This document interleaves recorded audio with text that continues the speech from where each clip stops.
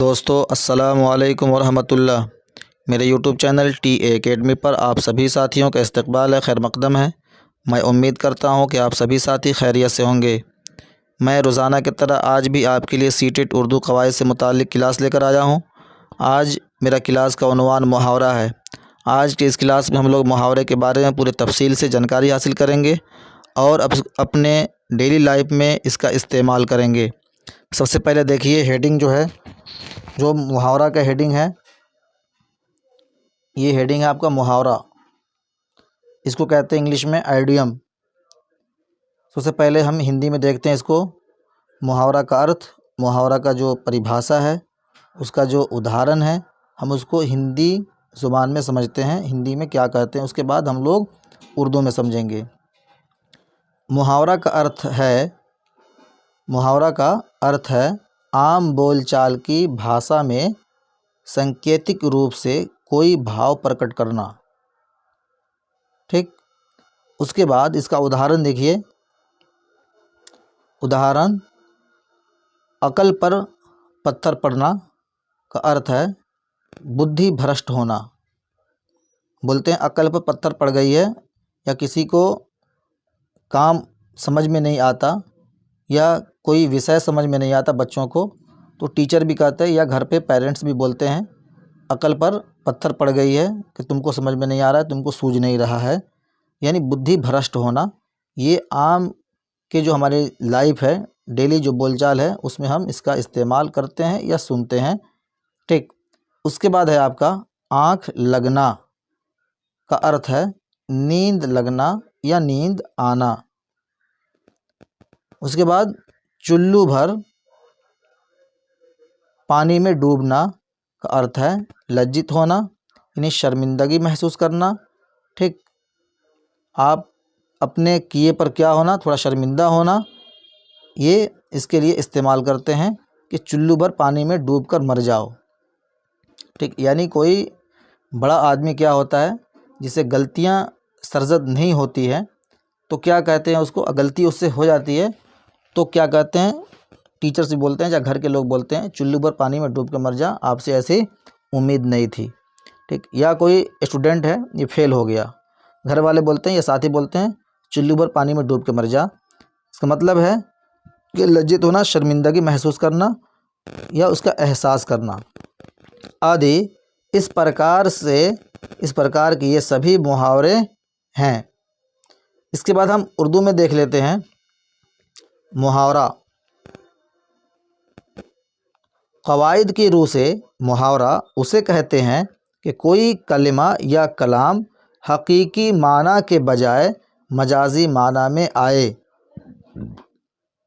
یعنی لفظ کے لغوی معنی نہ لیے جائیں، یعنی جو لفظ ہے، جو شبد ہے، اس کا جو حقیقی جو ارتھ ہے، واقعی میں جو ارتھ لیا جاتا ہے، اس کا جو ارتھ ہوا، اس کا ارتھ نہ لے کر کے اس کا کوئی الگ مفہوم سمجھا جائے یا لیا جائے، اسی کو کہتے ہیں مجازی معنی، یعنی جو حقیقت سے پرے ہو، جو حقیقت سے ہٹ کر ہو، اسی کو کہتے ہیں مجازی معنی۔ اس کا ایک مخصوص مفہوم سمجھا جائے جو اہل زبان کی گفتگو میں رائج ہو۔ محاورہ جمع محاورے۔ محاورہ کیا ہے، یہ واحد ہے، اس کا جمع کیا ہے، محاورے۔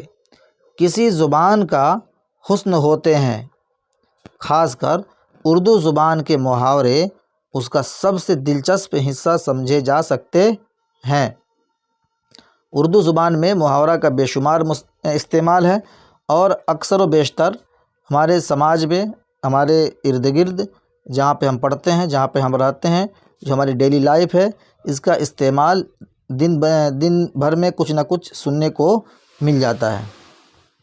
اب دیکھیے محاورے کے جو کچھ چند پوائنٹ دیے گئے ہیں، اس کو سمجھیں اور اس کو دیکھیں۔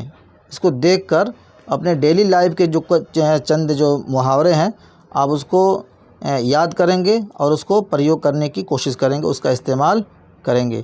اسی سے اپنے جو پوچھے گئے سیٹیٹ میں جو اس سے متعلق جو سوالات ہیں، اس میں بھی آپ کا یہ کیا ہوگا، ہیلپ فل ہوگا۔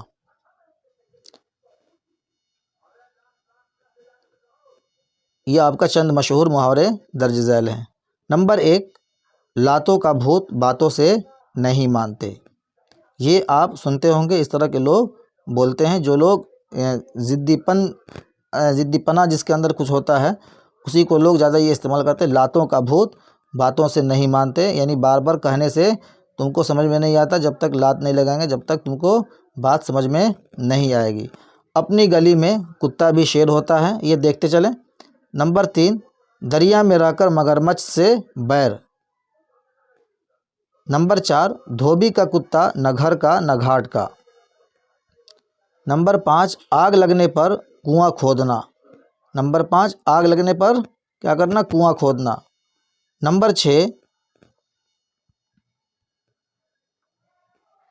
اپنا عیب بھی ہنر معلوم ہوتا ہے، یعنی اگر ہم کسی کو انگلی دکھاتے ہیں ٹھیک تو اس سے پہلے کیا ہے؟ اپنا عیب کو ہم اپنی کمی کو بھول جاتے ہیں ٹھیک، تو اپنا عیب بھی کیا ہوتا ہے؟ ہنر معلوم ہوتا ہے۔ نمبر 7، آسمان سے گرا کھجور پہ اٹکا، یعنی ایک پریشانی سے ہم نکلے اور دوسرے پریشانی میں کیا ہوئے؟ اٹک گئے، یعنی ہم کو ایک پریشانی سے نکلنے کی جو ہم کوشش کر رہے تھے تاکہ ہم کو راحت ملے گی، بلکہ راحت نہ مل کر کے اور ہم پریشانی میں الجھتے گئے، اسی کے لیے ہم استعمال کرتے ہیں اس کو۔ ایک آسمان سے گرا کھجور پر اٹکا۔ بدنامی سے گمنامی اچھی، بدنام بھلا لوگ بولتے ہیں نا، بدنامی سے گمنامی اچھی۔ اس کے بعد ہے نمبر 9، جس کی لاٹھی اس کی بھینس، یعنی جس کی طاقت اسی کی حکومت، اسی کی بات چلے گی، اسی کی بات مانی جاتی ہے۔ جس طرح سے ابھی جو ہے سسٹم جو چل رہا ہے، جیسے مان لو کہ مال و دولت کے جو پربھاؤ ہے لوگوں کے مائنڈ میں اور اس کے سوچ میں اس کا زیادہ ہے، اور اسی کے حساب سے لوگ فیصلے بھی کرتے ہیں، اسی کا کچھ لوگ ویٹیج بھی دیتے ہیں، اس کا کچھ وزن برقرار رہتا ہے سماج میں ٹھیک۔ اس کے بعد ہے نمبر 10، تدبیر نہیں چلتی تقدیر کے آگے۔ ہم بے شمار جو اپنے رننیتیاں اپناتے ہیں اور جو مقدر میں لکھا ہے وہی ہو کر رہتا ہے۔ ہم لاکھ کوشش کریں کمانے کے لیے، لیکن جتنا مقدر میں لکھا رہے گا اتنا ہی ہم کمائیں گے، لیکن اس پر نربھر ہو کر کے ہم اپنی کوشش کو چھوڑیں گے نہیں ٹھیک۔ اس کے بعد 1 انار 100 بیمار۔ اس کے بعد ہے سونے پہ سہاگا۔ کام بڑھیا ہوتا ہے تو لوگ بولتے ہیں کیا سونے پہ سہاگا ہے، اس میں کس چیز کو ایڈ کرنے سے۔ تو یہ جو مثالیں ہیں، یہ جو ادھارن ہیں آپ کے سامنے، یہ کئی مثال ہیں جو آپ کے سامنے میں پیش کیا، میں پرستت کیا۔ آپ ان مثالوں کو دیکھ کر، اس کو سمجھ کر، اس کو پڑھ کر اپنے ڈیلی لائف میں جو ہونے والا جو محاورے کے جو کچھ مثال ہیں اس کو آپ اپنے اس میں استعمال کر کے آپ سی ٹیٹ میں پوچھے گئے جو پریویس ایئر کے جو سوالات ہیں آپ اس کو بہتر انداز میں سمجھ سکتے ہیں۔ میرے خیال سے آج کے لیے بس اتنا ہی۔ آگے میں پھر کل ایک نئے ویڈیو کے ساتھ میں آپ کے سامنے حاضر ہوں گا۔ آپ میرے ویڈیو پر بنے رہیں، انشاءاللہ آپ کو ضرور فائدہ ہوگا۔ دھنیہ واد، شکریہ، جزاک اللہ، السلام علیکم ورحمۃ اللہ۔